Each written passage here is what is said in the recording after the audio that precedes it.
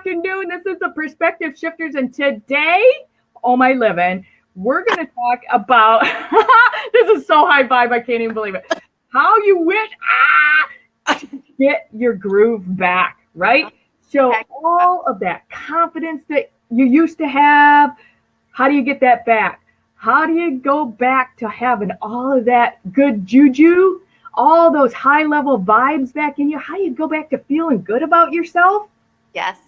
Yeah, we're going to talk about that today. So we're going to be with the Rachel Stone today. Just so you know, we're going to talk about her in depth here in about 33 seconds. That's my favorite number. That's the number for everything. But this is the Perspective Shifters. We're going to have a lot of fun today. If you're here, hey, Liana, I'm glad you're here, honey. If you're here, let us know. Say hi. We'll give you a little shout out. We're super glad that you're here with us.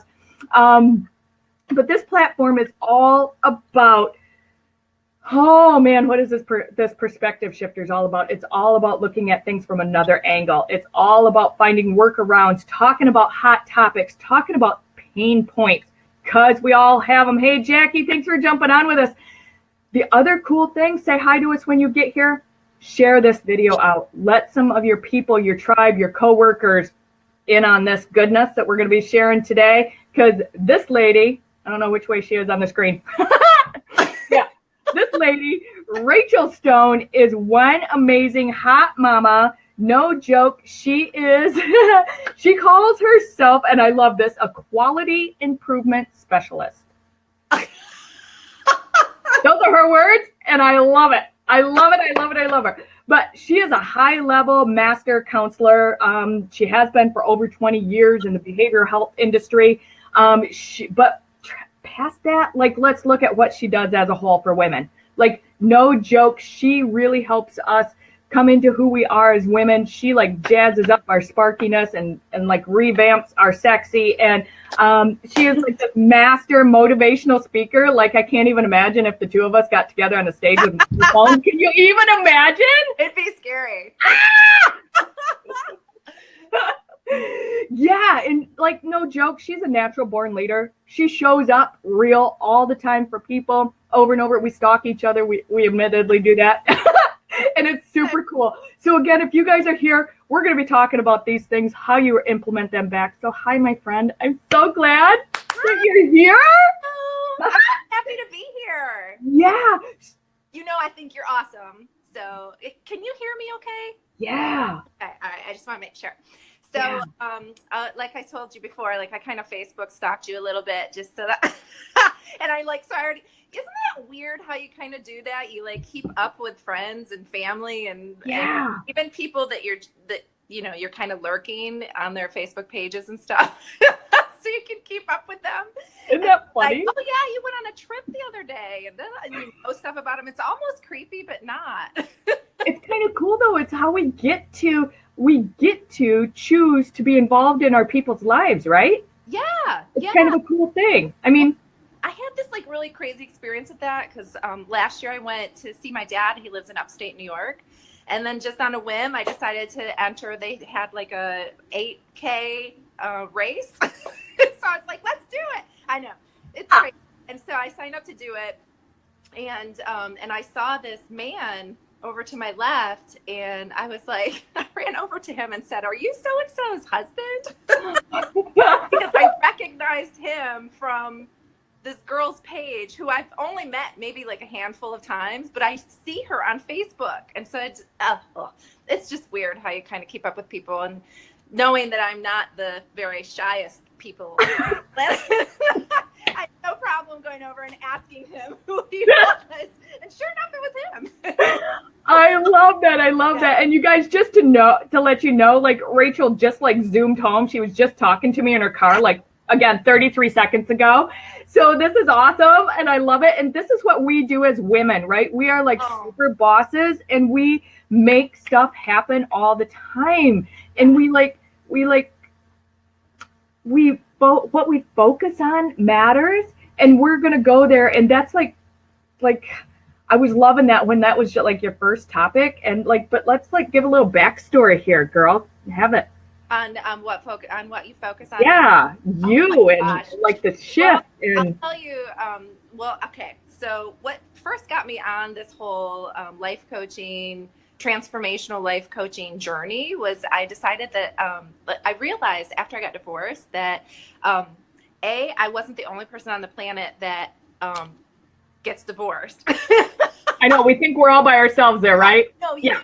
you feel so alone, and like you're the only person that's ever like going through such a terrible thing, and blah blah blah. It's like Right. ridiculous because it's not the case at all, and we really need each other as women. There's actually this thing that happens. It's physiological. It's pretty cool, but we produce oxytocin, which is not to It's get addictive. but oxytocin is like the stress hormone that we need in order to like reduce our stress.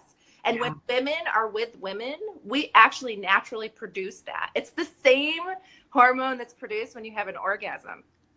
Ah, is that crazy? So like right there in that point right there, you said it, we as women need each other. Not that we like make each other orgasmic or anything. Right. No, but we need each other to produce that oxytocin, right? Really, really do. We really To bring do. that stress level down. Yeah. And so I wrote a book. It's called Love Affair 101. 5 keys to taking charge of your life and feeling loved again after divorce. And what I realized, like, as I was writing it was like, oh my gosh, we, especially women, we're constantly multitasking. If you're a mom, forget about it. I mean, like you're like a pack mule, social coordinator. It's insane. The amount. Taxi driver, laundromat, gourmet chef. Like you name it, we've done it. I mean, it's crazy. And so what happens though, is that we get into these ruts where we're trying to be all things to all people and nothing to ourselves. And then we get caught up in either anxiety or depression because we're not living in the now. And that's how you know when you're not focused on the things that matter in life, is when you are constantly either anxious or constantly depressed. Anxiety is caused by being worried about the future. And that's something that oftentimes we can't control. And depression is looking backwards. Depression. Oh, yeah, you're talking my language, girl. Keep preaching it. You guys with me on this that are still on here? I know there's a couple of you. And depression is caused by looking backwards, looking at the past and like having regrets and not being able to move forward. And so when you're either anxious or when you find yourself either anxious or depressed, it's because you're not living in the now and you're sweating all the things that you don't have any control over. You don't have control over the past. The past has already happened. You're not going, stop looking that way. You're not going back there. There is nothing back there.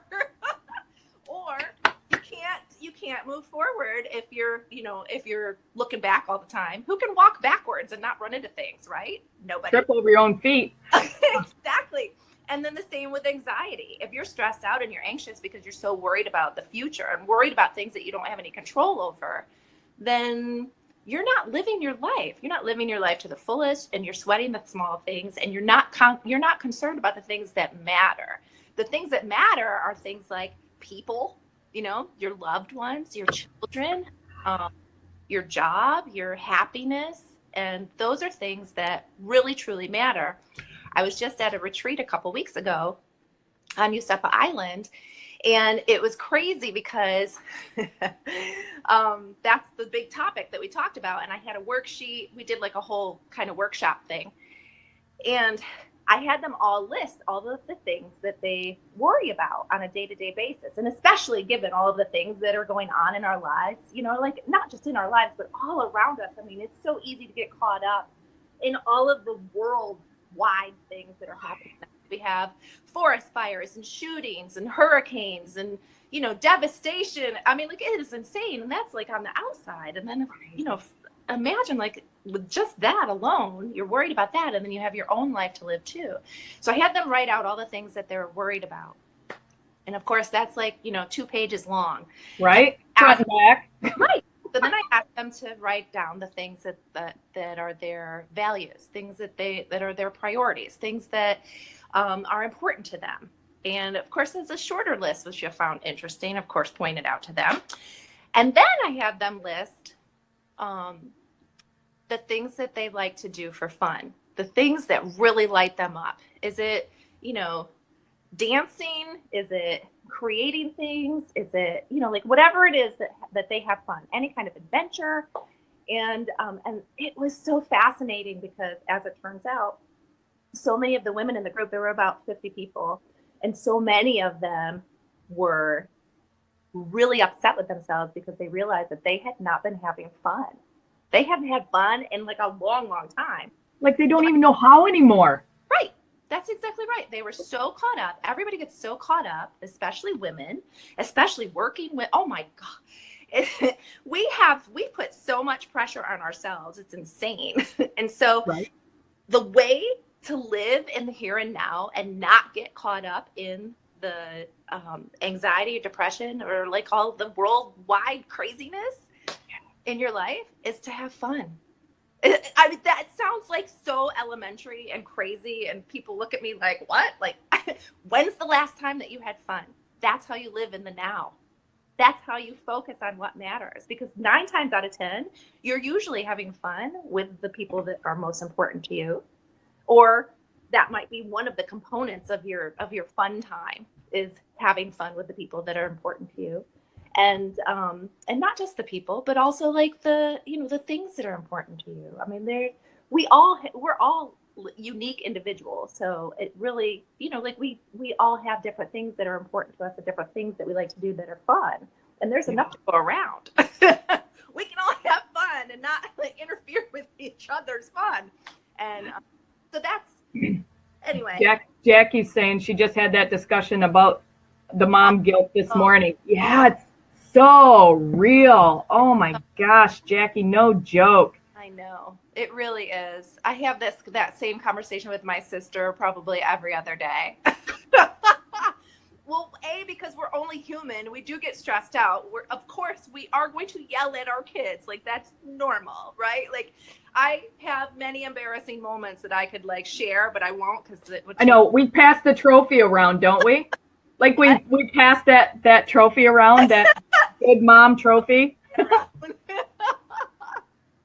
So, but you had asked me about how I like kind of got started, and that's basically how I got started. Was I realized that I felt so alone and that I wasn't focused on the things that truly matter. As soon as I started focusing on like my kids and my happiness, instead of having like diarrhea of the mouth about all the things that were just so terrible and all around me. My ex-husband did this and so and was mean to me, and I was struggling financially, and I just really I was down and out, and it finally dawned on me that as soon as you shift your focus and you're able to focus on the things that really matter, and you're able to basically have kind of a little love affair with yourself and allow yourself to have fun and live in the moment and surround yourself with people that also amplify that, like your friends, like other women.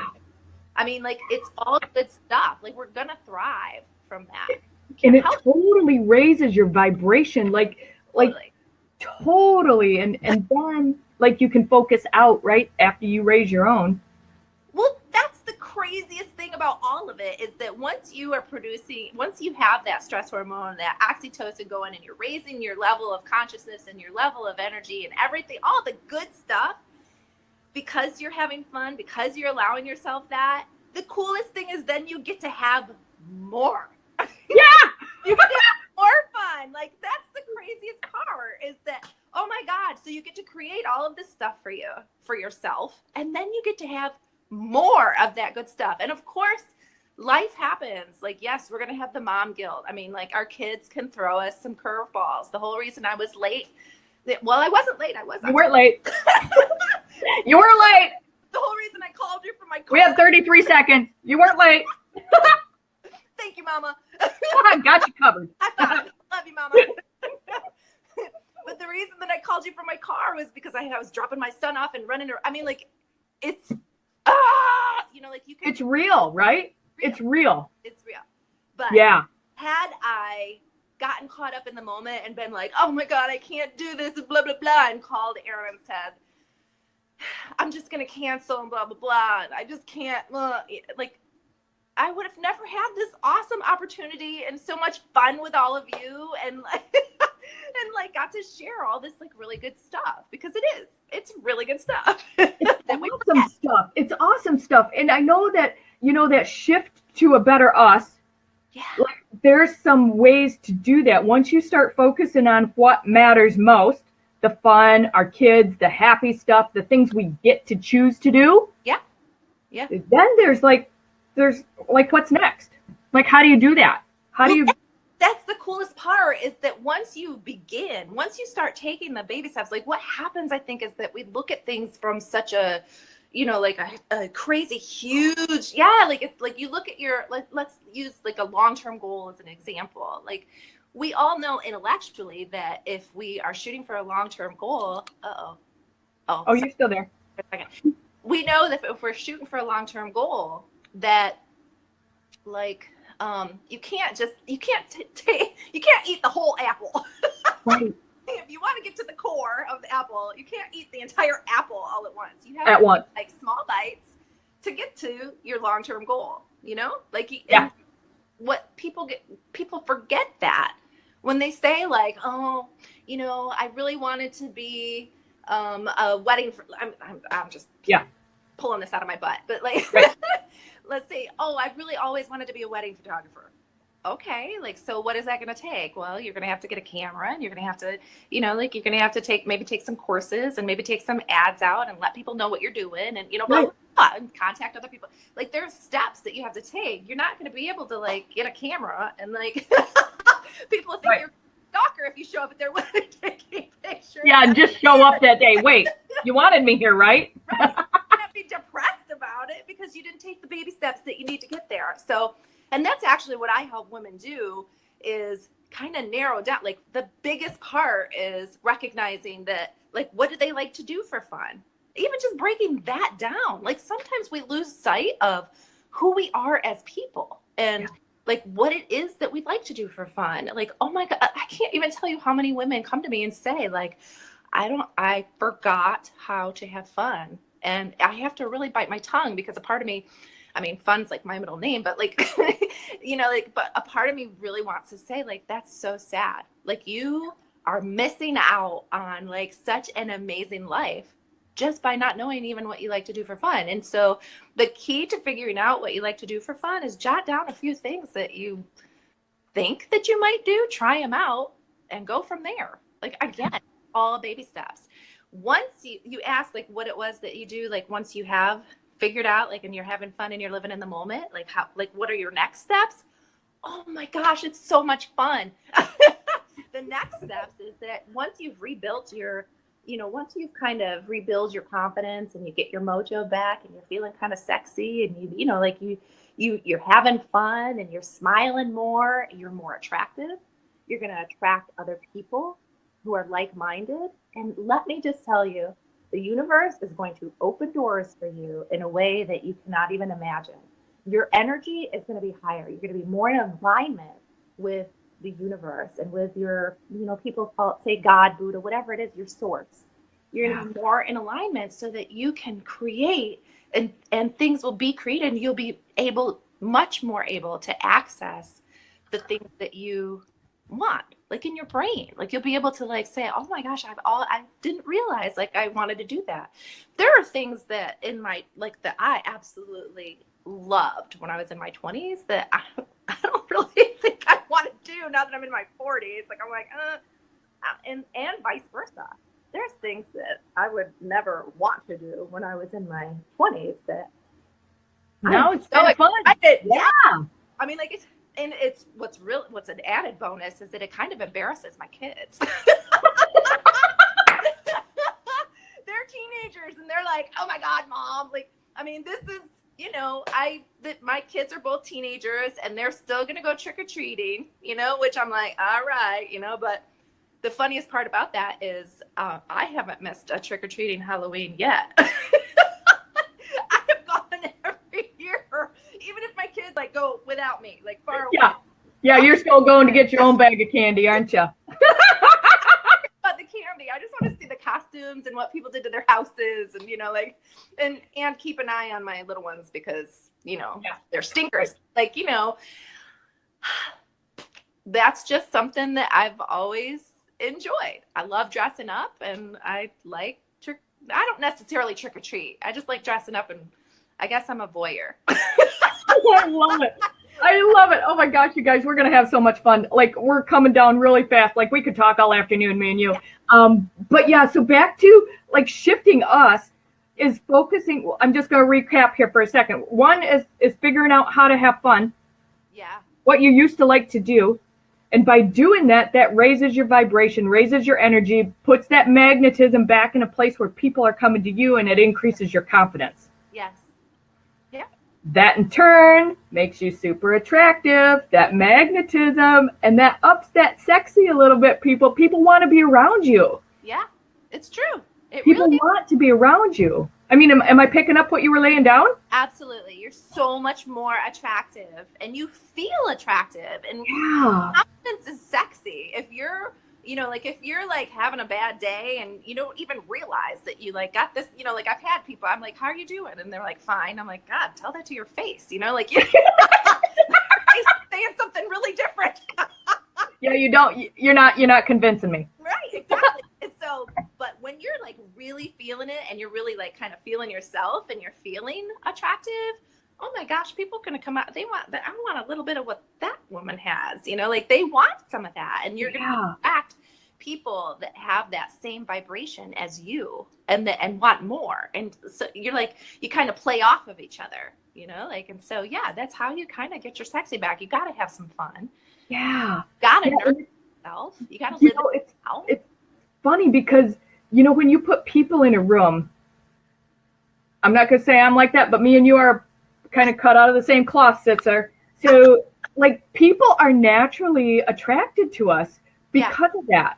It's not that my outer appearance screams sexy.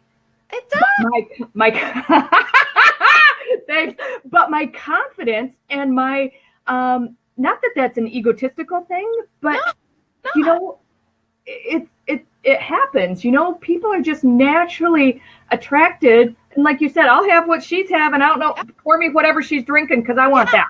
Yeah. I want that. I want some more of that.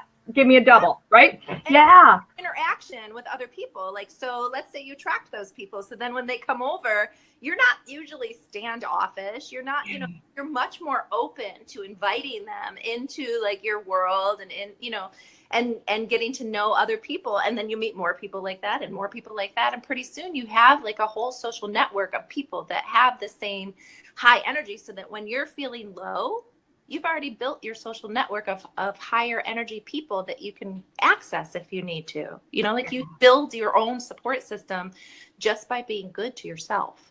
I mean, isn't that crazy? It's beautiful. And that's a hard thing, again, back to being the mom and what'd you call us right off the bat? I can't remember. I was going to write it down because it was beautiful. Like all the hats that we wear. I know. That was a long time ago.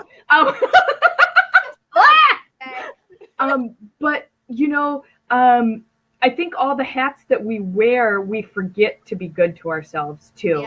Yeah. And that I love your little term, your jerkometer. Like when we're wearing all of these hats, like our ability to discern the jerks out there becomes diminished, right? Like it goes way down and our meter isn't registering. So how do we get to fine tune that? Well, okay, look, it's actually quite simple. If you treat yourself like a jerk, and we do, we are so hard on ourselves. Like we treat so many other people way better than we treat ourselves. Like isn't that the truth? Ourselves, it's so ridiculous. Imagine how you would treat like a child, or imagine how you would treat your best friend. Are you like, if your best friend looks in the mirror and says like, oh my God, I look like crap today, blah, blah, whatever. Like, what are you going to say? No, you don't. Here, just put on this like blush. You'll be fine. Yeah, just poof it up just a little bit. You're all set. Yeah. Suggestions, or you might just like refute it and say, no way, you look awesome. You always look awesome, blah, blah, blah. Imagine if we treated ourselves like that. Imagine if we said, it doesn't matter anyway. It doesn't matter. Most people are not even looking at you. They're looking at themselves. fine tuning your jerk meter is that you have to treat yourself well. And I highly recommend, especially if you have like a breakup, I highly recommend that you date just yourself for a little bit.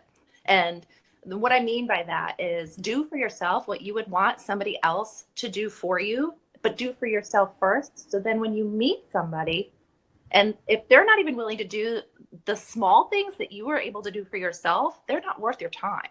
Like that, if they say things to you that you would never say to yourself or to your best friend or to your children or like to people that you love, they're not worth your time. And you will spot those people right away after you've dated yourself, after you've had like your own little love affair with yourself.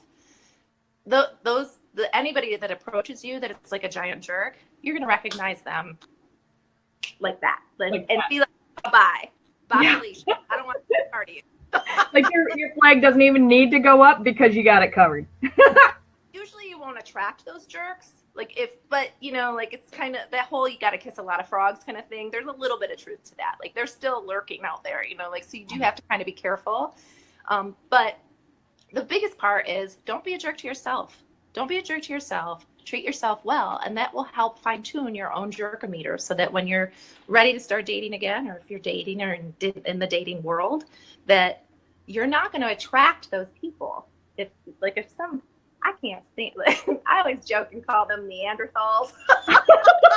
When a guy comes up to me and says, like, you're hot, I'm like, right. Does that work? Does that work with other women? I'd like to have a talk with those other women. Right.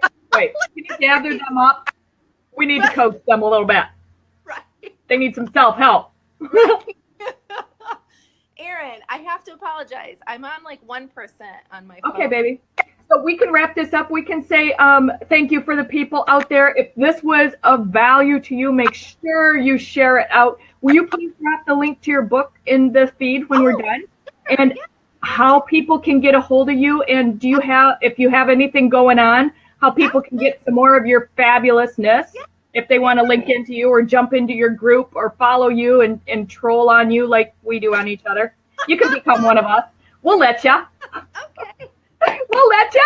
Yeah. And we love that you're here on the Perspective Shifters. Rachel, thank you. For having me. Love so much for being with us here. Yeah. Again, this is the Perspective Shifters, the Erin Strayer Show, where we talk about hot topics and super pain points, and we bring them front and center. If you don't know who I am by now, I am Erin Strayer, and I am a business strategist and growth consultant. So if you need me, reach out to me too. You know how to find me. Rachel. Love you, girlfriend. Thanks for being with us today, people. We'll see you right back here soon. Take care.